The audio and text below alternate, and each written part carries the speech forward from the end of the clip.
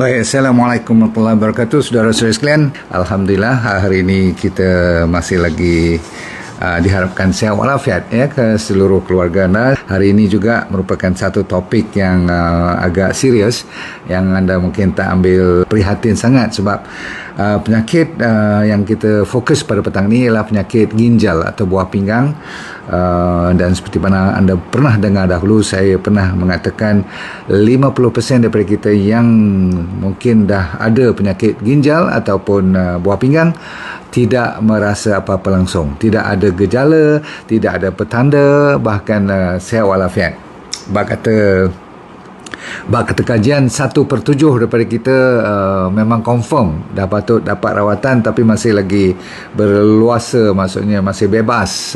Maklumlah, saya kata tadi, buah pinggang ni kalau 50% daripada buah pinggang kita rosak pun kita masih nampak ataupun kadang-kadang tak nampak langsung apa-apa berita ataupun komplain. Cuma sesekali kalau kita pergi buat medical check up ataupun pergi buat pemeriksaan sebab penyakit lain, katakan contohlah kita suspek COVID ke ataupun penyakit, katakanlah pasal demam ke batuk ke kan, masalah lain lah, risau, pening kepala, semua sakit perut, cek rupanya tengok buah pinggang punya fungsi atau dia punya ni lah, apa orang panggil, percentage dia dah berkurangan sangat. Jadi elok tak kita discuss lebih-lebih lagi di bulan puasa ni. Seharusnya saya selalu kata bulan puasa adalah bulan penawar. Sepatutnya bulan yang lebih menyihatkan ataupun menyembuh banyak penyakit. Ya, maklum saja sebulan, tetapi terdapat juga salah faham yang cuba saya kupas pada petang ni. Saya cuba bagi anda idea supaya tidak menerukkan keadaan. Boleh? Baik, kalau boleh sila tekan love, like, share supaya seperti biasa kita nak ramai lagi yang mendapat manfaat kepada seluruh rakyat yang sudi join lah. Bismillahirrahmanirrahim. Assalamualaikum warahmatullahi wabarakatuh. Baik, mula-mula sekali saya nak tanya you all, siapa pernah dengar perkataan hempedu? Di dalam bulan puasa ni ada 3 makanan yang you kena cuba. Nombor 1, 2, 3 ni elak seboleh mungkin. Jarang orang makan hempedu kan, betul tak? Tapi kalau you jenis yang sampai cari organ food di pasar kalau pergi tu, ataupun you pergi kedai yang semua ada, betul tak? Makanan nasi campur yang semua ada. Jadi tuan-tuan sekalian, ada 3 makanan ni you kena tolak ke tepi. Kalau ada hempedu, out. Ni saya cerita tentang apa? Tentang buah pinggang tau, okey? Didapati hempedu ataupun setengah orang panggil hempedu ular. Saya pun tak pernah tengok macam mana hempedu ular ni. Tapi pendek cerita, organ food lah, makanan dalaman. Yang lain tu seperti hati, seperti tu semua tu, kalau you nak jamah juga tak apa. Tapi hempedu ni tak boleh, sangat-sangat bile. Dia dalam tu ada banyak sangat dia punya bahan-bahan yang beracun untuk buah pinggang. Nombor 1. Nombor 2, belimbing. Apa jenis belimbing pun you hati-hati. Jenis kalau macam star fruit pun tak payah makan lagi buat sementara waktu ni, sebab ada kaitan dengan bulan puasa ni. Ada kaitan dengan waktu you orang panggil tak makan apa-apa ni sampai 12-14 jam ni. Lepas tu malam semalam you makan banyak empedu, banyak belimbing pula. Okey, so pendek cerita, belimbing boleh tolak ke tepi tak? Okey, satu lagi dinamakan buah jering. Boleh dengar saya cakap apa ni? Buah jering. Kalau takat buah petai tu tak ada pula ditulis kat sini kan, tapi dia buat kajian, dia kata buah jering, ataupun setengah orang suka buah genuak, atau dia panggil kenuak, ataupun kalau kat Indonesia tu dia panggil buah jengkol. Okey, sebenarnya jengkol ni nama pandai dia orang ambil. Sebenarnya dalam buah jering ni, okey, ada satu nama jengkolic acid. Sebab itulah jengkolic acid ni, amino acid, protein ni tinggi dalam 3 bahan makanan yang baru saya sebut tadi. Kalau siapa yang lupa, ingat lagi sekali, hempedu. Nombor 2, belimbing. Saya tak ingat belimbing yang saya masukkan tu yang bulat tu, panjang-panjang, oval macam besar buah kurma mejul tu kan. Satu lagi ialah buah jering. walaupun you suka macam mana pun buat jering bulan puasa terutama sekali, ataupun bagi mereka yang dah ada buah pinggang punya masalah lagi tak boleh lah. Yang saya cerita ni kalau you tak tahu pun, katakan you tengok-tengok besok dah stage 2, masih lagi blood result you macam normal lagi atas pada 60, yang dipanggil GFR tu, tahu kan? Kalau orang pergi cek buah pinggang, salah satu yang paling dia nak tengok ialah GFR, EGFR, glomerular filtration rate. Tapi selalunya doktor akan bagi tahu kalau bawah pada 60, dia mesti risau punya. Bagi saya 60, 65, 70 pun you kena hati-hati dah, sebab dia dah nak pindah ke stage 3 nanti. Stage 3 tu lagilah you tak boleh tempuh langsung 3 ni. Kalau you nak macam mana jering pun, kalau boleh tak salah, ada banyak lagi ulam-ulam lain yang boleh you makan, betul? Orang yang ada gout lagi tak boleh lah benda ni kan. Lepas tu orang yang ada muscle cramp, suka simple orat malam-malam cramp tu, tidur tak salah. Siapa yang dah ada stage 3, stage 4, saya kata apa, jangan tempuh langsung. Dialisis memang tak boleh lah. Tak salah harap you nak rasa benda-benda ni lagi, atau salah nak cuba-cuba. Okay, so 3 ni bahan yang paling ramai orang lupa. Jadi saya mengharapkan you belajar sesuatu pada petang ini, sebab seterusnya yang paling kebiasaan di bulan puasa ni disebabkan kita mulakan dengan air dululah. Kalau bercakap pasal puasa ni, sebab dengan buah pinggang ada kaitannya, puasa, air, buah pinggang, sebab semua-semua ni berkaitan. Contoh, kalau you berpuasa ada 13 jam ke waktu siang tu, contohnya you hampir-hampir bila petang kalau kencing pun dah tukar warna jadi kuning-kuning atau warna teh, tu berarti semalam you tak cukup minum betul. Sejak you buka puasa sampai you bersahur pun you masih degil juga, asyik kopi, teh saja. Bolehlah minum, bukan tu tak kira air langsung, tetapi air yang saya masukkan ialah air bersih, air bermineral, kalau boleh air yang bertenaga, tak apa. Contohnya air zam-zam lah. Tapi maksud saya jangan ambil air RO ataupun air kosong langsung yang tak ada mineral langsung. Sebab body kita satu hari dah tak kena langsung mineral. Okey, lepas tu ambil pula air yang slightly acidic kan, reverse osmosis, air kosong, air distilled water, air suling, semua tu tak sah. You cari air yang kalau tak ada langsung mineral, you masukkan garam. Saya memang galakkan garam, walau macam mana pun tentang garam untuk minum sahaja dahulu. Saya tak kata makan benda-benda masin. Sekejap ya. So you calit 1 atau 2 ataupun suku sudu garam dah cukup. Alright, untuk you minum setiap 500 ml. Baik, saya nak tanya you, semalam you minum jumlah daripada buka puasa sampai sahur berapa mil kalau air bersih, maksudnya air bermineral bersih? Wanita dahulu, okey, saya bagi formula, you punya berat badan tu kali dengan 30 kalau dapat. Berarti kalau you 50 kilogram, saya ulang, kalau you 50 kilogram, kalau kali 30 jadi berapa? 50 kali 3 1500 mil, berarti 1.5 liters. Boleh ingat? Kalau lelaki, kalau dapat kali 40, berat badan kali 4. Jadi kalau saya 70 kilogram, saya kali dengan 4, saya dapat berapa? 2.8 liters of water. Dan 2.8 liter ni campur semua sekali. Tadi saya kata you kena minum air putih lah, air kosong. Tapi saya tahu dari sudut praktikal, bulan-bulan puasa ni mana sedap hidup kita kalau semua kosong je kan. Paling busuk naklah masa more tu kena kopi ke teh ke kan, betul tak? Ataupun kita nak air kurma, maksudnya air yang campur dengan buah, saya kata disimpan 2-3 jam kan, rendam dulu atau semalaman, yang dijadikan nabis. Pernah dengar nabis? Air nabis tu air yang semalaman, air kurma 3 biji, tutup, simpan semalaman, besok you boleh gunakan untuk minum sahur ke, macam tu lah. Baik, 1 untuk perempuan, 1 untuk lelaki. Formula saya dah bagi. Yang perempuan berapa? Kali 30, kalau lelaki kali 40 mil dengan berat badan anda. Boleh ingat? Campur semua minuman you, dapat 2,500 tu cun. Campur semua minuman untuk perempuan dapat 1,500 cun. Boleh tak boleh faham? Okay.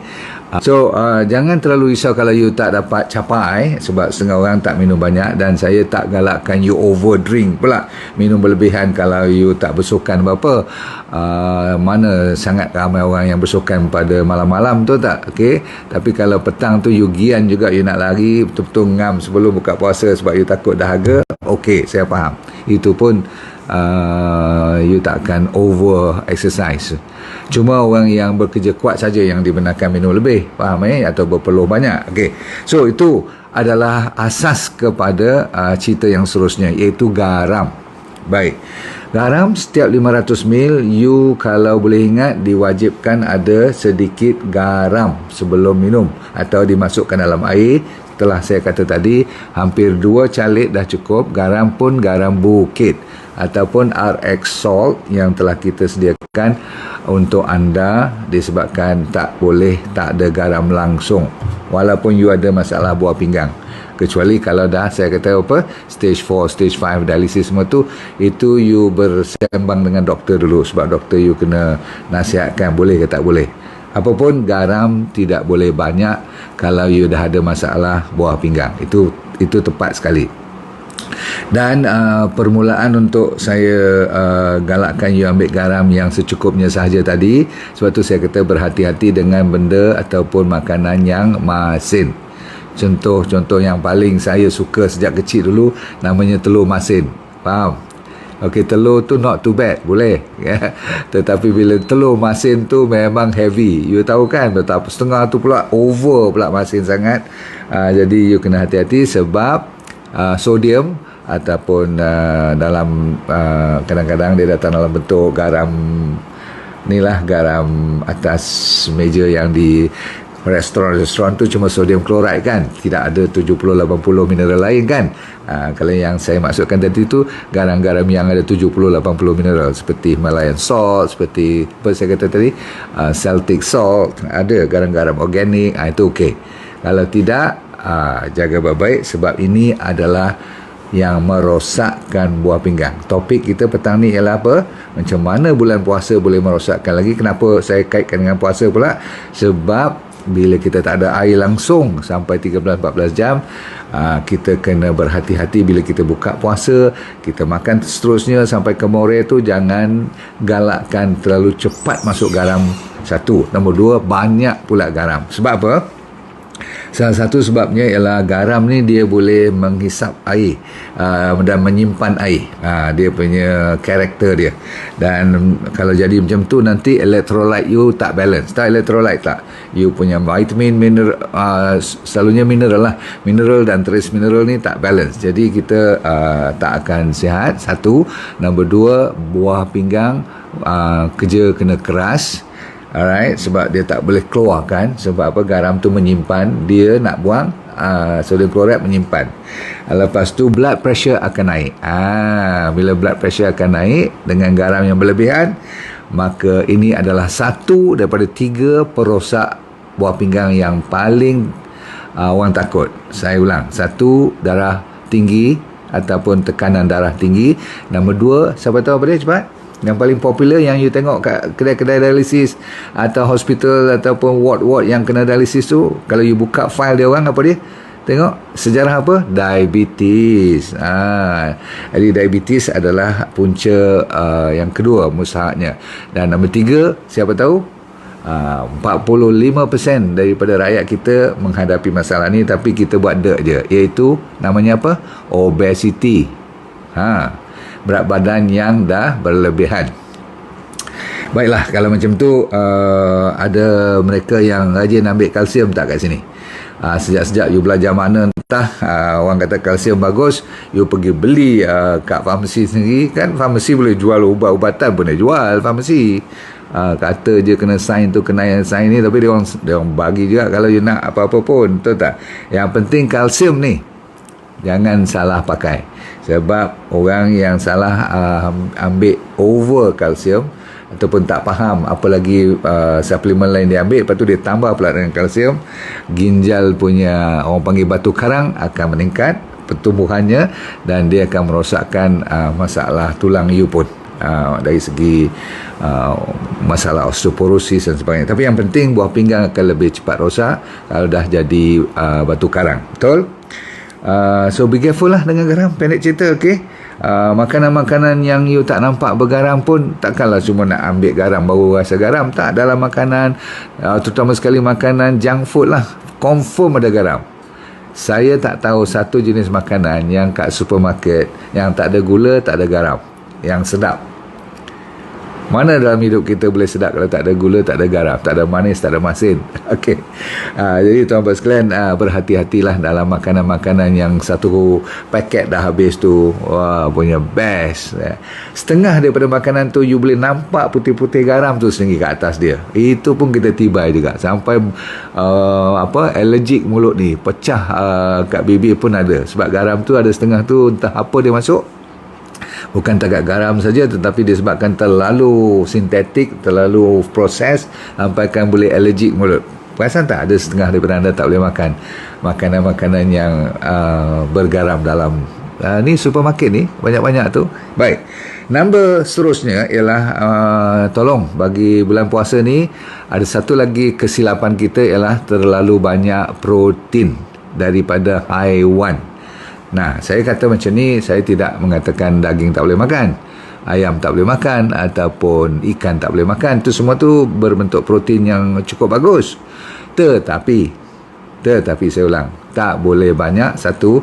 Nombor dua, kalau you dah di-confirm ada kidney problem, chronic kidney disease, CKD tu, saya kata apa, iktirafkan stage 3, stage 4, stage 5, memang saya kata apa saya cerita malam ni pun atau petang ni pun you kena discuss dengan doktor you dulu. Sebab jadi apa-apa nanti you tuduh I pula. Tapi sebenarnya dah confirm, kajian mengatakan siapa yang lebihkan sayur-sayuran, whole food plant based, faham tak, whole food plant based, makanan yang selalu saya kata raw food, makanan yang paling-paling dicelur saja atau buat sayur ni, maksudnya plant based daripada tumbuh-tumbuhan. Kalau lagi raw lagi bagus, buat ulam lagi best, buat salad lagi best, no problem. Dan satu lagi, tolong ketepikan kalau dah stage 4, stage 5, tolonglah. Doktor tak bagi tahu pun you kena fikir dulu. No more red meat for you, no more seafood for you, no more ayam for you for the moment. Why? Because didapati urea akan meningkat, kreatinin akan meningkat. Tadi saya kata GFR satu yang you kena tengok. Result yang kedua selalunya doktor tengok kreatinin. Kalau kreatinin pun tinggi, GFR dah turun, saya tak pun kata goodbye lah. Sebab apa, nanti you kata tak ada harapan pula. Kita ni sentiasa nak bagi harapan, tapi kalau you sendiri tak mau dengar dan kata nak buat macam mana, dah ditakdirkan macam ni, sudah. Kalau you cakap macam tu, boleh dengar je lah. Saya nak you lawan. Lagi you boleh lawan, you kena lawan. Sebab Tuhan tu nak menduga kita. Betul. So kalau you sabar dah 3-4 tahun dah sakit, tiba masanya you cuba ghostan. Boleh. Kalau tak boleh balik semacam biasa pun, sekurang-kurangnya dia tidak menerukkan keadaan sehingga kena pergi dialisis. Faham? So saya kata apa, untuk mengurangkan kreatinin, untuk menurunkan urea, semua-semua ni, okay, supaya ginjal you tak rosak. Dan uric acid pun tak naik. Benda-benda yang makan banyak-banyak sangat, benda-benda berdaging ni lah.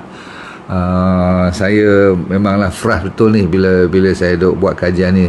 Saya mencari kajian-kajian yang mengatakan makanlah daging macam-banyak, boleh sihat walafiat. Ada orang yang buat carnivore diet, orang yang buat keto diet, dia membenarkan banyak benda-benda yang berlemak, berdaging dan sebagainya. Tapi saya tak berani main lah, sebab dengan gout semua, dia tak berapa nak selesa atau serasi dengan saya.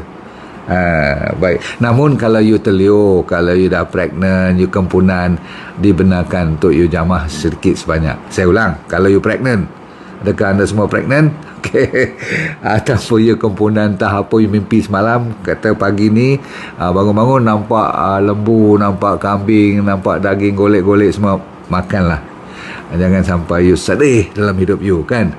Cuma setakat itu. Jadi dah puas, syukur, you boleh jamah juga. Lepas tu say thank you, sambung makanan banyak lagi yang lain.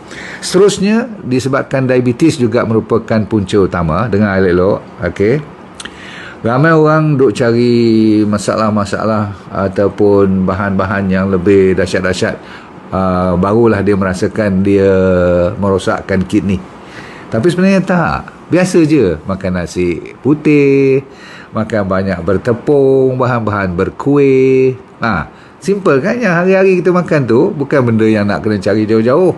Selalunya kalau ada 10 ni lah hidangan depan, resepi depan tu, saya guarantee you 8 daripadanya confirm ada, saya kata apa ni, garam dan gula, betul. Lebih-lebih lagi memang kita dah tahu pun makanan yang di dalam tu setengah tu akak yang buat tu tahu sangat berapa genggam atau berapa sudu gula dia masuk dalam tu. Tapi dia lah nanti yang menggalakkan kalau orang tak makan dia sedih. Pasal apa? Dia yang masak, nanti you tak appreciate pula, tak menilai tinggi mak yang masak ataupun akak yang masak ni. Tapi saya minta maaf lah kan, inilah punca utama sebenarnya. Bukan saja cerita diabetes, ni cerita rosak buah pinggang. So ramai orang tak relate, menggandingkan masalah gula dengan penyakit-penyakit seperti kerosakan buah pinggang. Antara punca nombor 1 kak dalam 3 ni, buah pinggang, blood pressure dengan obesity. 3 ni cukup. Kalau you dapat hindar daripada penyakit 3 ni, buah pinggang you pun safe. Kalau dah buah pinggang safe, besok saya cerita tentang liver pula. Tapi hari ni buah pinggang tak akan tahan kalau lebih daripada 8 minggu. Hari-hari makan burger, hari-hari makan salami, cold meat especially. Dah lah saya kata daging. Tapi kalau daging yang disimpan atau daging yang dah diperam, daging yang dipanggil cold meat, daging sejuk yang freezer semua tu, dan bila you buka, you cuma panaskan, you makan, dalam tu dah ada dia punya, saya tak nak sebut brand, laku bukan main. Tapi tu rezeki, saya tak nak ganggu orang punya rezeki. Tapi sebagai doktor, saya nak bagi tahu boleh makan. Tapi kalau hari-hari you makan lebih daripada 8 minggu, dia tulis kat sini kajian 8 minggu ke atas, you tak dengar cakap juga, you hari-hari you tibai daging. Tak kira jenis apa, tu tambah sekali daging yang saya kata apa, yang panggil cold meat tu, yang seperti salami, ada apa yang masuk dalam spaghetti kan, bulat-bulat tu apa orang panggil, sausage semua kan, nugget semua tu. Saya selalu kata urea you, creatinine you pasti naik. Dan bila creatinine dah mengamuk, GFR you, filtration punya fungsi menurun, goodbye. Dia cuma boleh meneruk. Dan janganlah sampai buah pinggang tu mula-mula dia akan kembang, dia akan jadi besar, dia akan bengkak. Kalau di x-ray atau buat scan, nampak macam buah pinggang you ni macam besar lah. Masa ni you dah kena reverse cepat-cepat, you kena go stand cepat-cepat. Sebab kalau dia kecut, masa itulah dipanggil fibrosis lah apa, buah pinggang dah tak mau membesar dah, tak boleh berfungsi, dia tutup langsung, dah bersabut. Baik, gula saya tak payah cerita, semua anda dah expert tentang gula. Tapi tentang nak mempertahankan diri, dia punya seni nak tahankan diri supaya tak suka manis, saya tak tahu macam mana. You belajar daripada mana, carilah guru masing-masing. Sebab apa? Lidah kita ni dah bertahun-tahun suka gula. Kalau tak kena gula, you akan frust. Maka nak reverse tu macam mana? Ada cara. Salah satu daripada perkataannya ialah takutkan kepada penyakit. Sebab apa? Tak balik modal. Dan berapa lama you perlukan? Bak kata saintis dalam 21 hari. Tapi kita orang-orang Melayu ni suka berkata 40 hari lah semua. Tak apa, kepercayaan apa pun, asalkan you lebih pada 3 minggu. Saya pernah buat challenge untuk 10 hari je. Kalau you boleh bertahan tak makan benda manis 10 hari, you punya lidah boleh tukar dia punya software dia, dia punya programming dia, kata tak kena gula pun tak apa. Betul? Dulu kan kalau saya nak minum kopi ke teh mesti ada gula. Bahkan zaman muda dulu tak belajar semua ni, dengan susu sekali. Susu tu gula lah. Mana ada susu yang tak ada gula, beritahu kat saya. Jadi tuan-tuan sekalian, tak heranlah kalau berpuluh pula, berjuta rakyat kita yang menunggu masa je nak pergi dialisis, menunggu masa nak potong kaki. Saya tak maulah menakutkan you, tapi kalau dah potong besok tak guna cakap, betul tak? Dia 1 biji je dia punya kudis ataupun dia punya luka, lepas tu jadi 1 cm. Dah lah, you ingat 1 cm 2 minggu boleh baik lah kan? No, 3 bulan pun belum tentu baik. Kalau nak baik, sebab gula tu diperbetulkan dalam darah you. Kalau tak diperbetulkan betulkan, dia akan jadi 2 inci, dia akan jadi 3 inci. Buka kaki kat bawah, dia koyak macam karipap tu, you buka. Dan tak akan sembuh, tak akan bertemu lagi dah kulit you. Kalau tak mau bertembung lagi, warna bertukar daripada merah jadi biru, biru jadi hitam, doktor kata, tolong sign surat ni, aku kena, mau tak mau paling lambat 2 jam daripada sekarang, aku kena operate engkau hari ni juga. Besok pun tak boleh tunggu. Siapa tahu kenapa tak boleh tunggu besok? Sebab dia boleh merebak lebih besar lagi. Dan selalunya kalau kaki yang jadi gangrene tu, hitam tu, bawah lutut lah jawabnya dipotong. Faham? Ni apa kaitan pula dengan buah pinggang hari ni punya cerita? Memanglah yang you nampak kat luar, yang buah pinggang kat dalam tu dah confirm. Kalau sandal dah merebak, atas lagi lah rosak. Okey. Lain pada tu ialah makanan-makanan yang tinggi dengan oxalate, ya. Ada setengah-setengah makanan yang seperti inilah, seafood, lagi sekali makanan-makanan berdaging lah, meat. Okey, banyak bahan-bahan oxalate. Oxalate ni terkenal untuk menjadikan kidney stone, batu karang, ataupun setengah-setengah yang adik-beradik dengan gout tu pun kena hati-hati juga. Baik, sambung. Ada contoh seperti setengah sayur masa ni pun you dah kena tolak. Walaupun saya kata bayam tu bagus, tapi you kena hati-hati. Yang hijau gelap tu, satu lagi tea yang black tea, bukan green tea. okey, black tea tak bagus. Dan you kena mula dah berhati-hati dengan kacang-kacang, walaupun saya kata kacang tu bagus, ya. Termasuklah bukan kacang nut saja, tapi macam kacang panjang semua tu pun you kena hati-hati. okey, selain daripada itu, makanan-makanan yang tinggi dengan potasium, seperti avocado, seperti potato, seperti sweet potato. Sweet potato ada ubi keledek. 3 ni yang paling top. Pisang, walaupun saya dah cerita ada potasium, tapi dia tidak setinggi sampai tak boleh makan langsung. Boleh. okey, body kita tak boleh tak ada potasium langsung pula kan. Tapi yang you dah tahu, yang saya cerita tu, jangan galakkan sangat banyaknya avocado, sweet potato dan potato, terutama sekali kulit dia tu. Di potato tu you nampak aja macam tu, tapi kalau ada buah pinggang punya problem, leave it, tinggalkan. okey, habis. Makanan yang ada banyak fosforus seperti makanan ataupun minuman yang warna hitam, pernah tengok tak? Cuba bagi tahu kat saya minuman yang warna hitam, bukan kopi, minuman soda ni yang warna gelap. You fikirlah lagi yang buka bunyi okey, semua tu yang gelap-gelap, semua tu banyak fosforus, selain daripada banyak gula. Lepas tu bahan-bahan yang lagi sekali berprotein pun banyak fosforus. Susu pun banyak fosforus. Sebab tu nombor 2 dalam D&D diet ialah susu. Buat zaman moden ni nak kena tolak ke tepi. Gula, susu, daging. okey, saya dah kata jangan tak mau makan langsung sampai you meluat kepada lecture macam ni pula. Tetapi saya kena ingatkan, kalau betul-betul you dah bermasalah kidney, tak usah nak degil-degil lagi dah. Ikut je cakap. okey, siapa yang suka ambil anabolic steroid, yang buat anak-anak muda yang nak pergi besarkan badan, tolong berhenti hari ni juga. Sebab yang tu paling naas untuk buah pinggang. Anabolic ni lah, steroid ni. Ada kopi yang kita benarkan, kopi O tu semua best of the best. Tapi kalau dia kata kopi campur, dengar perkataan ni, taurin, T-A-U-R-I-N-E. Kalau you baca kopi kat belakang tu ada perkataan taurin atau taurin, tajwid dia tu kena betul. Taurin dia tu jangan tempuh, sebab taurin tu merosakkan buah pinggang. Dan ujung-ujung sekali, saya pun tak ingat semua jenis perubatan, tetapi painkiller is number 1. Saya tahu sangat-sangat pembunuh sakit, painkiller seperti Voltaren, Acoxia, pernah dengar? Apalagi Simplex, ubat-ubat yang memang lepas 6 jam dia sakit balik. Itu you makan lagi ubat tu.